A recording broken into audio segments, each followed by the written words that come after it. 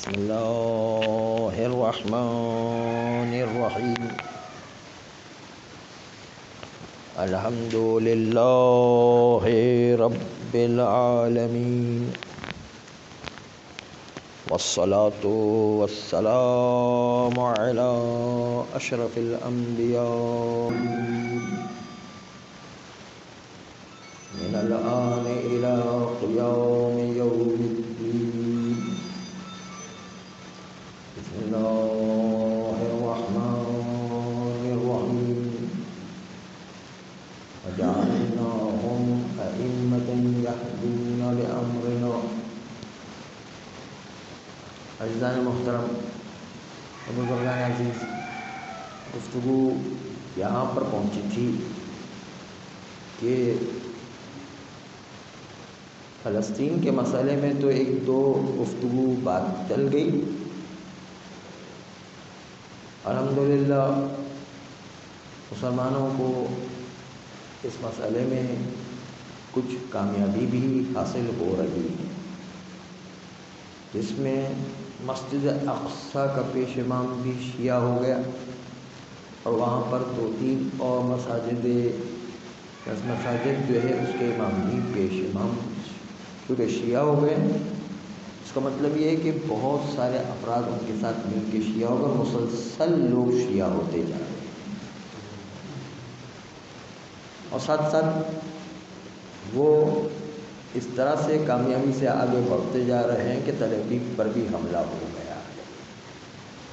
چنانچہ ہمیں جتنی ہو سکے ان کی حمایت بھی کرنا ہے، اسرائیل کے مظالم کو بھی لوگوں کے سامنے پیش کرنا ہے، اور اسرائیلی حمایت کے جو خلاف پروپیگنڈا اٹھتا ہے پروپیگنڈا کو بھی ختم کرنے کی کوشش کرنا ہے. چنانچہ جنگ بدر میں مسلمانوں کو کامیابی ہوئی. جنگ احد میں مولا علی نے عبدالدار کے 10 علمدار لشکر کو مار گرایا، جس کے نتیجے میں مشرکین مکہ کی فوج میں بھگدڑ مچ گئی اور بھاگنے لگے. اور جب بھاگ رہے تھے تو ان کی عورتوں نے کیا کیا؟ عورتیں جو ٹیلے پر گانا گا رہی تھی وہ نیچے اتری، وہ میک اپ کا سامان لے کر آئیں، اور سر میں چوٹی بنانے اور جو میک اپ کا سامان لے کر آئیں، اور لانے کے بعد جو بھاگ رہا ہوتا تھا کوئی تم یہ لو اور جو ہے تم اپنی تلوار ہمیں دے دو. جس طرح ہم کہتے ہیں چوڑیاں پہنو اور جو ہے برقع پہنو اور جو ہے آپ اپنی تلوار ہمیں دے دو. وہ جو ہے کافروں کو غیرت دلا کر آ رہے تھے کہ تم بھاگ رہے ہو اس طریقے سے. چنانچہ جو ہے کافروں کو غیرت دلانے کے لیے نیچے عورتیں اتر آئی ہیں. لیکن مسلمان اتنی عمدگی سے کامیابی حاصل کر رہے تھے سمجھ کہ اب بھاگتے بھاگتے جو ہے وہ عورتوں تک پہنچتے تو عورتیں جو ہے وہ میک اپ کے سامان کو پیش کرتی تھیں. لیکن اب مسلمان اتنے جیت گئے کہ عورتیں جہاں کھڑی ہوئی تھیں وہاں تک مسلمان پہنچ گئے. اب تو عورتوں نے بھی پانچے چڑھا کر کے بھاگنا شروع کر دیا، وہ بھی بھاگ رہی تھی تباہ کر کے، اور دور تک جو ہے کافروں کو بھگا دی. لیکن ابو سفیان نے 2 سرداروں کو پہلے سے تیار کر کے رکھا ہوا تھا. ایک کا نام تھا اکرمہ ابو جہل کا بیٹا، اور دوسرا خالد بن ولید. انہوں نے کہا کہ ابو سفیان نے کہا تھا یہ پہاڑی درہ جو ہے اگر کہیں مسلمانوں میں کمزور مقام ہے تو وہ ہے کہ اگر پہاڑی درے سے یہ لوگ ہٹیں تو اس کے نتیجے ہماری فوجیں وہاں سے داخل ہو جائیں گی، اور اس کے نتیجے مسلمانوں پر پیچھے سے حملہ ہو سکتا ہے. ابو سفیان نے پہلے سے ہی ان 2 سردار کو تیار کر کے رکھا ہوا. اب جب بھگدڑ موٹ گئی تو ابو سفیان نے ان دونوں کو بلایا، اکرمہ اور خالد بن ولید کو، اور بلانے کے بعد کہا کہ تم پیچھے سے جاؤ، اور جانے کے بعد اس درے کے اندر جو 50 تیر انداز ہیں ان کو کسی طریقے سے یہاں سے ہٹا دو. اور مسلمانوں کی بدقسمتی یہ ہوگی کہ جب بھاگ رہے تھے تو جتنا انسان کے پاس سامان ہوا کرتا بھاگتے ہو اس کو چھوڑتے ہو جو ہے چھوڑتے ہوئے جاتا ہے، اس لیے کہ بھاگنے میں وہ چیزیں راستے میں رکاوٹ بنا کرتی ہے. اس لیے جتنی تیزی سے بھاگ رہا ہوگا اتنی تیزی سے وہ سامان بھی چھوڑتا ہوا چلا جائے گا. اس لیے کہ تیزی سے بھاگنے کے لیے سامان کو چھوڑنا پڑتا ہے. چنانچہ جتنی تیزی سے وہ بھاگتے جا رہے تھے سامان بھی چھوڑتے جا رہے تھے، اور مال غنیمت مسلمانوں کے لیے بکھرتا ہوا جا رہا تھا. مسلمانوں کو لالچ آ گئی، اور اس کے نتیجے کے اندر مسلمان اس مال غنیمت کو جمع کرنے میں لگ گئے. اور جب مال غنیمت کو جمع کرنے میں لگ گئے تو اس وقت جو ہے وہ 50 تیر انداز جو عبداللہ ابن جبیر ان کی قیادت میں پیغمبر نے ان کو پہاڑی درے پر رکھا ہوا تھا کہ چاہے ہم کافروں کو شکست دیتے ہوئے مکہ تک لے جائیں یا ہم شکست کھاتے ہوئے مدینہ تک پہنچ جائیں، لیکن آپ کو اس درے سے نہیں ہٹنا جب تک کہ ہم جو ہے آپ کو اجازت نہ دیں. پیغمبر نے پہلے سے ہدایت کی تھی کہ یہاں سے ہٹنا نہیں ہے اس سے. چنانچہ ان مسلمانوں میں سے جو ان کا سردار تھا عبداللہ ابن جبیر، ان کو پیغمبر نے ہدایت کی تھی کہ یہاں سے نہیں ہٹیے گا. وہ بیچارے اپنے سپاہیوں کو کہتے رہے، وہ بڑے مخلص تھے، اپنے سپاہیوں کو کہتے رہے کہ پیغمبر نے یہاں سے ہلنے کو منع کیا اس لیے یہاں سے خبردار ہلو نہیں. لیکن کہا کہ دیکھو وہ تو بھاگ کے ہم جیت کے آرام سے جو ہے اب تو جو ہے مال غنیمت لوگ لوٹ رہے ہیں تو ہمیں بھی ایسا نہ ہو کہ ہم مال غنیمت میں حصہ ملے. چنانچہ اس کی بات نہیں مانی اور اس کے نتیجے 50 میں سے 40 تیر انداز میں نیچے اتر آئے.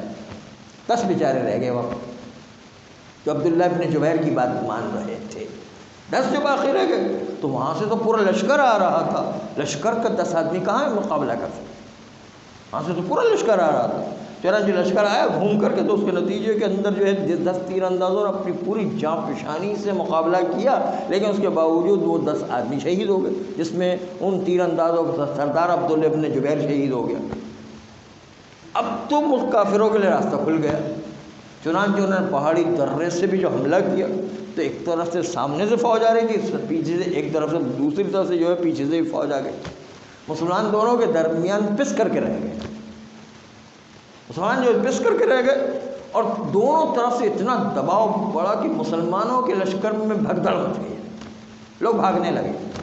اور بھگدڑ ایسی مچی کہ جس کے نتیجے میں پورے مسلمان جو ہے اس کا لشکر بھاگ گئے. شاہ عبد الحسین یہ جو ہے کہتے ہیں کہ مسلمانوں کے لشکر کے اس وقت 4 حصے ہو گئے. ایک حصہ تو بیچارہ شہید ہو گیا، دوسرا حصہ پہاڑوں پر چڑھ گیا، تیسرا حصہ بھاگتے بھاگتے مدینہ چلا گیا، اور چوتھا حصہ کچھ چھوٹا سا حصہ تھا کہ جو پیغمبر کے ساتھ مل کر کے میدان احد میں لڑ رہا تھا. 4 حصے ہو گئے. چنانچہ 4 حصے جو ہے اس میں سے جتنے افراد بچے تھے ہماری روایت کے مطابق صرف 8 آدمی بچ گئے. صرف 8 آدمی. کتنا بڑا لشکر، 5000 کا لشکر ہے، اس میں صرف 8 آدمی اس کے مقابلے کے. اہل سنت کی روایت کے مطابق 14 افراد بچ گئے تھے. تو 8 آدمی کہاں 5000 کے لشکر کا مقابلہ، اور دونوں طرف سے فوجیں آ رہی پس کر کے رہ گئے. ایسی حالت میں جب جو ہے وہ مولا لڑتے لڑتے لڑتے بھگاتے ان کو جو ہے دور بھگا رہے تھے. جو سامنے سے لشکر آتا مولا دور بھگا رہے تھے، اور جو ہے حضرت حمزہ بھی دور بھگا رہے تھے، موسم ابن عمیر بھی دور بھگا رہے تھے، اور جو ہے ایک شخص تھا ابو دجانہ وہ بھی جو ہے دور بھگا رہے تھے. لیکن اب چونکہ دونوں طرف سے فوجیں آ رہی ہے تو مولا تو ان کو دور میدان احد سے باہر بھگا رہے ہیں. اتنی دیر میں پیغمبر اور علی میں فاصلہ ہو گیا. پیغمبر کا دفاع کرنے والا علی وہ دور ہو گیا. اب جو دوری ہوئی تو پیغمبر رہ گئے تنہا. 8 آدمی پورے میدان میں بکھرے ہوئے ہیں، پیغمبر کے پاس بھی کوئی نہیں. قریب میں موصب ابن عمیر تھے کہ جو پیغمبر کے قریب آئے. پیغمبر اکیلے تھے اور موصب ابن عمیر نے آ کر کے پیغمبر کا دفاع کیا. چنانچہ موصب ابن عمیر جو قریب آئے پیغمبر کے، وہ پیغمبر کے قریب آنے کے بعد جو ہے پیغمبر کا دفاع تو کر رہے تھے، ان کی شکل بھی جو ہے پیغمبر کی طرح تھی. چنانچہ سارا دباؤ لشکر کا جو ہے موصب ابن عمیر پر آ گیا ہے. یہ موصب ابن عمیر بہت عظیم شخصیت تھی جس نے مدینہ میں لوگوں کو زیادہ تر جو ہے مسلمان بنایا. وہ موصب ابن عمیر تھے. ان کی شکل بھی رسول اللہ کی سے بہت ملتی تھی. چنانچہ سارا دباؤ جو ہے مشرکین مکہ کا جو پیچھے سے حملہ کر رہا تھا وہ سارا دباؤ اس کے پاس ہے. آگے سے تو مولا بھگا رہے تھے، لیکن پیچھے جو لشکر آیا تھا مصعب بن عمیر کو ساری بات آ گئی. اب بیچارہ اکیلے کتنا دفاع کرنا، رسول اللہ کا بھی دفاع کرنا، اپنا بھی دفاع کرنا اور لشکر کا بھی دفاع کرنا. چنانچہ اتنا دباؤ پڑا، اتنا دباؤ پڑا، اتنے زخمی زیادہ ہو گئے، اتنے زیادہ زخمی ہو گئے کہ چوٹ کھا کے بے ہوش ہو کے گر گئے اور ان کی شہادت ہو گئی. ایک مرتبہ ایک خاتون جو میڈیکل کور میں تھی جس کا نام نصیبہ تھا، وہ آگے آئی، اس نے دیکھا کہ پیغمبر اکیلے رہ گئے ہیں. وہ آگے آ کر پیغمبر کا دفاع کرا. پیغمبر کا دفاع خود اس عورت نے کہ نصیبہ نے. اس کے بیٹے، 3 بیٹے اور اس کا شوہر اور اس کا بھائی سب جو ہے جنگ میں تھے. یہ خود اتنی بوڑھی عورت تھی لیکن میڈیکل کور کی تھی. چنانچہ اس نے آ کر کے جو ہے پیغمبر کا دفاع کرنا شروع کیا. پیغمبر نے اس کو تلوار دی اور ایک مسلمان بھاگ رہا تھا. پیغمبر نے کہا بھاگتے بھاگتے کہا تم کم سے کم جو زرہ ہے وہ تو ڈھال ہے وہ تو دیتے جاؤ. چنانچہ پیغمبر کے پاس وہ ڈھال پھینکتا ہوا گیا کہ آپ سنبھالو. چنانچہ جو بھاگ گیا اور جو ڈھال جو ہے پیغمبر ڈھال اٹھا کر کے اس عورت کو دے دیا. نہیں، پیغمبر نے کہا بھاگتے تو بھاگو لیکن ڈھال تو دے کر جاؤ. نہیں تو وہ ڈھال دے کر گیا پیغمبر. اتنی بات جو ہے پیغمبر کی مانی. چنانچہ ڈھال جو ہے وہ بھی جو ہے نصیبہ کو دی اور کہا کہ یہ تم اس سے لڑو. چنانچہ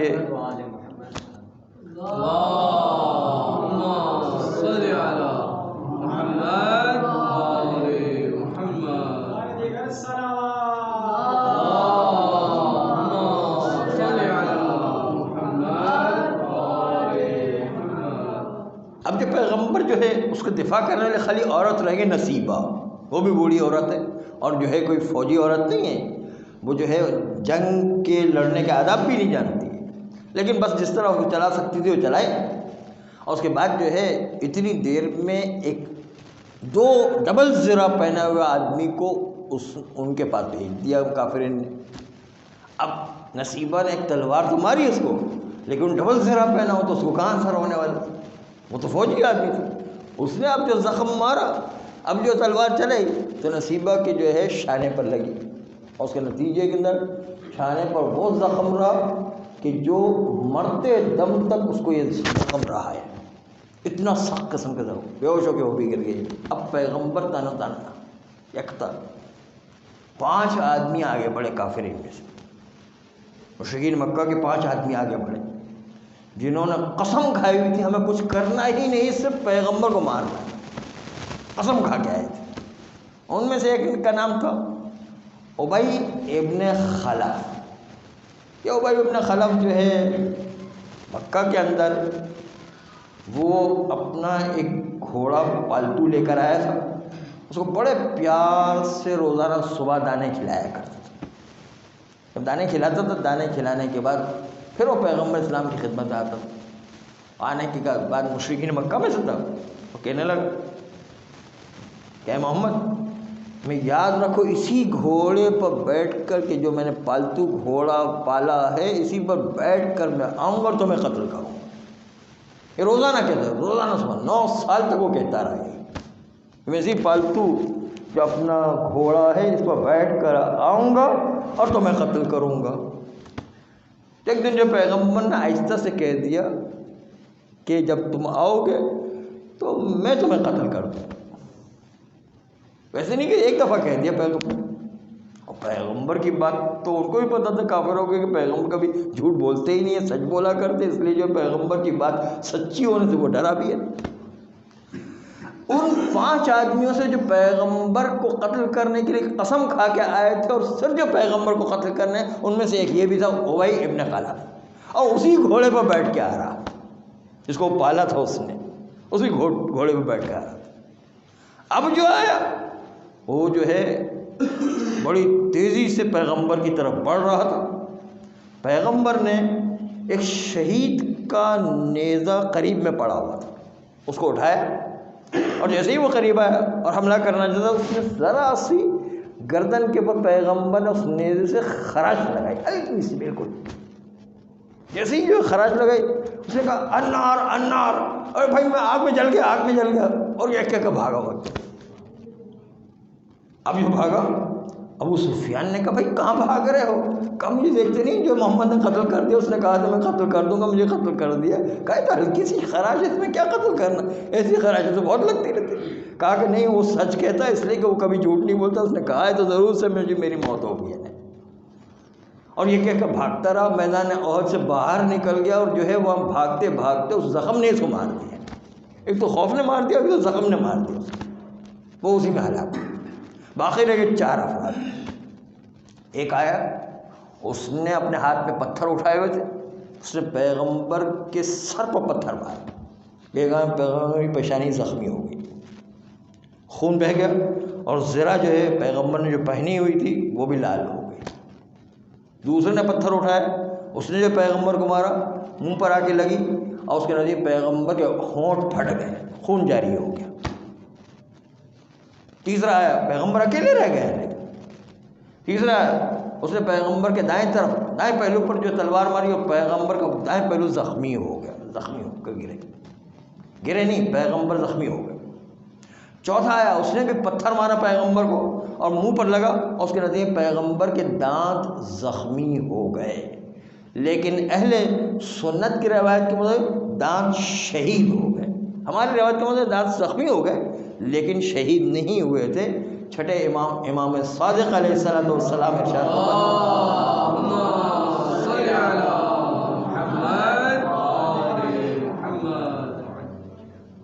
اس جنگ احد کے 150 سال کے بعد زرارہ ابن اعین مدینہ آتا ہے، اور آنے کے بعد مدینہ میں کسی کو تلاش کرتا ہے، اور تلاش کرنے کے بعد زرارہ جو ہے کہتا ہے کہ کوئی ہے جو مجھے بتائے کہ جنگ احد میں کس کس مقامات پر کیا کیا واقعات ہوئے تھے۔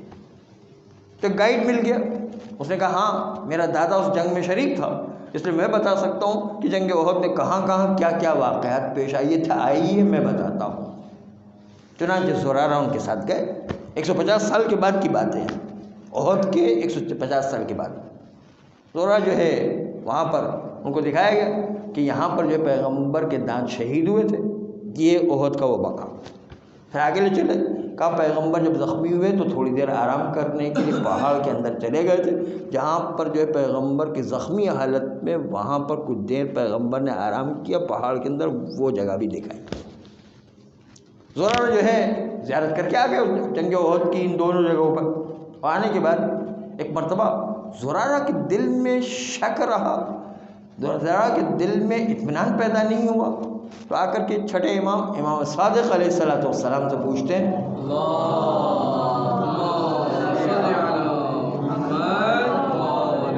فرزند رسول آپ بتائیے کہ یہ جو بتاتے ہیں کہ پیغمبر کے دانت شہید ہو گئے تھے اور پیغمبر جب زخمی ہو گئے تو میدان احد کو چھوڑ کر کے پہاڑ کے دامن کے اندر چلے گئے تھے، اس کے بارے میں مجھے ذرا سا وہ ڈاؤٹ ہو رہا ہے، آپ فرمائیے۔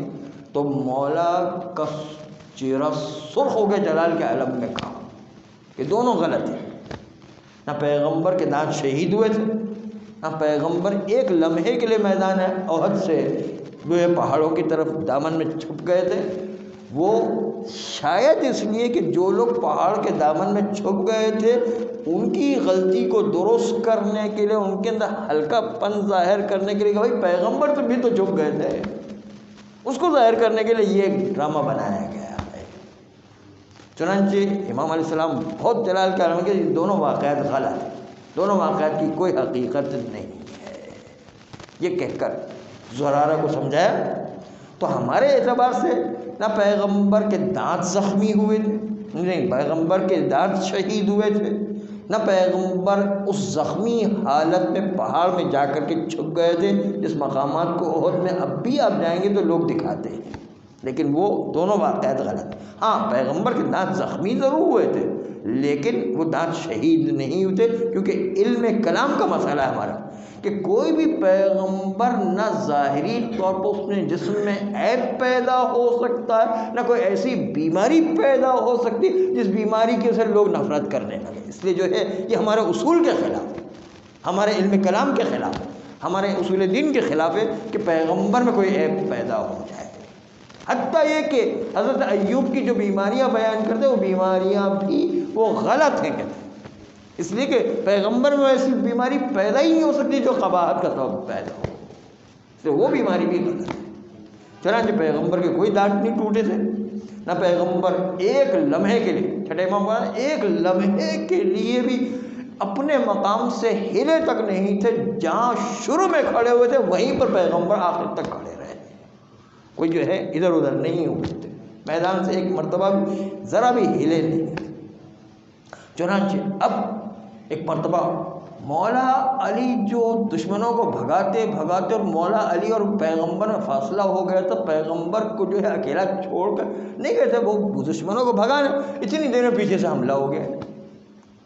اب مولا علی جو ہے صفوں کو کاٹتے ہوئے آ رہے ہیں پیغمبر کے درمیان، پیغمبر کے پاس، اسی دوران یہ واقعہ تھا۔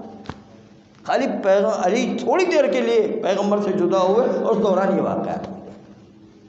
علی بڑی تیزی سے آئے، درمیان میں ایک مومن جو ہے بیچارہ، اس کو قتل کرنے والا کوئی کافر اوپر مسلط ہوگا، اس کو بھی قتل کرتے ہوئے مولا علی مدد کرتے ہوئے مسلمانوں کی آ رہے اور پیغمبر کے پاس پہنچے۔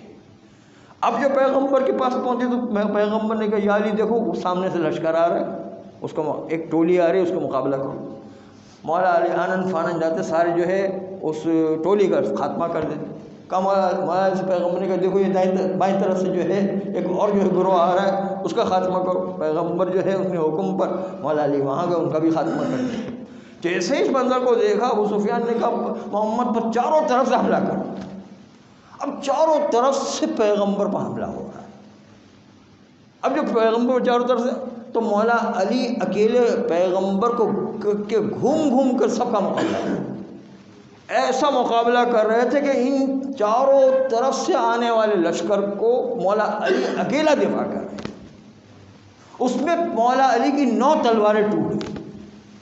اب 10ویں تلوار آسمان سے آئی، ذوالفقار جو ہے لے کر کے جبرائیل نازل ہوئے اور آسمان سے آواز آئی لا فتح الا علی لا سیف الا ذوالفقار۔ یہ اسی وقت کا واقعہ جب پیغمبر کا چاروں طرف گھوم کر جو ہے مقابلہ کر رہے ہیں۔ جبرائیل امین بھی حیرت کے عالم میں دیکھ رہے تھے کہ مولا علی کس طرح جنگ کر رہے ہیں، چاروں طرف گھوم کر کے پورے لشکر کا مقابلہ کر رہے ہیں، کسی کو جو ہے پیغمبر کے قریب نہیں آ رہے دے رہے۔ تو حیرت زدہ ہو کر کے کہا کہ آج دیکھو علی کس طرح آپ کو دفاع کر رہے ہیں۔ پیغمبر نے کہا ہوا منی وانا منہ، میں ان سے اور وہ مجھ سے ہیں، اس لیے کیوں وہ میرا اتنا دفاع نہ کریں گے۔ اور جو ہے یہ اسی مقام کی حدیث تھی۔ چنانچہ یہ حدیث کا آنا تھا کہ لا فتح الا علی لا سیف الا ذوالفقار کی جو ہے وہ ذوالفقار آئی، اس کے بعد اس ذوالفقار سے علی نے مقابلہ کیا اور اتنا سخت مقابلہ کیا، یہ سخت ترین مقابلہ تھا جو پیغمبر کو چاروں طرف گھوم گھوم کے جو پیغمبر کا دفاع کر رہے ہیں، چاروں طرف سے جو ہے حملہ کیا۔ ابو سفیان نے کہا تھا چاروں طرف سے محمد پر ٹوٹ پڑو، تو سب لوگ چاروں طرف سے ٹوٹ پڑے، پورا لشکر ٹوٹ پڑا ہے۔ مولا نے چاروں طرف گھوم گھوم کر کے پیغمبر کا دفاع کیا اور دفاع کرنے کے بعد اتنا سخت مقابلہ کیا، اتنا سخت مقابلہ کیا کہ جس کے نتیجے میں بالآخرہ دشمن کے پیر اکھڑ گئے اور پھر جو ہے ان میں بھگدڑ مچ گئی اور بھاگے ہو۔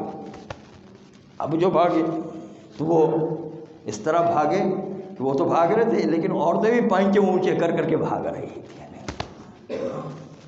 تو وہ جو میک اپ کرنے والی عورتیں تھیں، ناچ گانے والی، رقص والی عورتیں، وہ بھی جو ہے پائنچے اونچے کر کے بھاگ۔ لیکن بدقسمتی سے حضرت حمزہ کی شہادت ہو گئی، اسی دوران حضرت حمزہ کی شہادت۔ حضرت حمزہ کی شہادت اس لیے ہو گئی کہ حضرت حمزہ کی شہادت میں جبیر نام کے ایک شخص نے، کہ جس کے چچا بدر میں مارا گیا تھا، اور ہندا نے یہ وعدہ، جبیر نے وعدہ کیا تھا کہ جبیر کا غلام تھا ایک وحشی غلام حبشی، اس کو کہا تھا کہ اگر تم نے ان 3 افراد میں سے کسی کو مار دیا، نمبر 1 پیغمبر، نمبر 2 علی اور نمبر 3 حمزہ، تو میں تمہیں آزاد کر دوں گا۔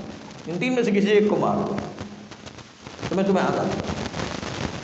وہ وحشی غلام محمد کو تو مارنا ممکن نہیں ہے، اس لیے کہ ان کے چاروں طرف تو اتنے اصحاب و انصار ہوا کرتے ہیں کہ ان کے پاس پہنچنا ہی ممکن نہیں، اور علی کا بھی مقابلہ کرنا آسان نہیں، اس لیے کہ پیغمبر نے اس حبشی کا غلام ہے، وحشی کا بیان ہے، تو کہتا علی چاروں طرف ہوشیار ہے، وہ خالی سامنے کو نظر نہیں کرتے، وہ سامنے کو بھی دیکھتے، دائیں طرف بھی دیکھتے، بائیں طرف بھی دیکھتے، پیچھے کو بھی دیکھتے، چاروں طرف کور کر کے لڑتے، اور کہیں پر جو ہے ان کو جھول دینے اور ان کو جو ہے غفلت میں لانے کا کوئی امکان ہی نہیں ہے۔ علی کے پاس جانا بھی اپنی موت ہے، کیونکہ علی کے کا بھی مقابلہ نہیں کرتا، علی کو بھی کوئی دھوکہ نہیں دیا جاتا۔ ہاں حضرت حمزہ جو ہے بہادر وہ، لیکن وہ جب بہت جوش میں آتے ہیں، بہت بہادری میں آتے ہیں، بہت جورات میں آتے ہیں، تو سامنے حملہ کرتے، آگے پیچھے اور دائیں بائیں پیچھے کی طرف نہیں دیکھتے، چنانچہ اس کو چھپ کر کے حملہ کیا جاتا ہے۔ اور یہ وحشی غلام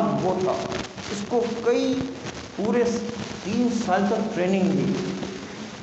یہ ایک ایسا وحشی غلام تھا کہ جو تیر ہاتھ سے مارنے کا بڑا ماہر ہے، تیر ہاتھ سے مارتا، اور وہ سیدھا نہیں مارتا تھا، تیر جو ہے جب چلتا تھا تو یوں گھوم کے جاتا تھا، گھوم کے تیر مارنے کی اس کی بڑی پریکٹس، اس لیے جو ہے اس کو گھوم کے مارنے کی چونکہ پریکٹس تھی، کیوں جیسے وہ آپ نے دیکھا اسپنر بال چلاتے ہیں تو بال یوں جاتا ہے پھر یوں گھوم جاتا ہے، اس طرح اس کا تیر جو یوں سونگا جاتا ہے یوں گھوم جاتا ہے، ایسا تیر چلاتا تھا ہاتھ سے، اسپنر تھا، اسپنر تیر چلانے والا تھا، اس میں اس کی پریکٹس کرائی گئی تھی 3 سال تک کہ وہ جو ہے اس طرح مارے کہ گھوم کر کے بھی حضرت حمزہ کو تیر لگا، اور چھپ کر کے وہ تیر چلاتا، اس کے نتیجے میں حضرت حمزہ کے دوسرے لوگ کہتے ہیں اہل سنت والے کہ ناک کے نیچے آ کے تیر لگا، ہماری روایت کے مطابق جو تیر لگا مولا حضرت حمزہ کے سینے پر آ کر تیر لگا، اسے ایسا لگا کہ پورے سینے کو پھاڑ دیا اور جسم بھی ٹوٹ گیا تھا، پھر بھی جو حضرت حمزہ لڑتے رہے،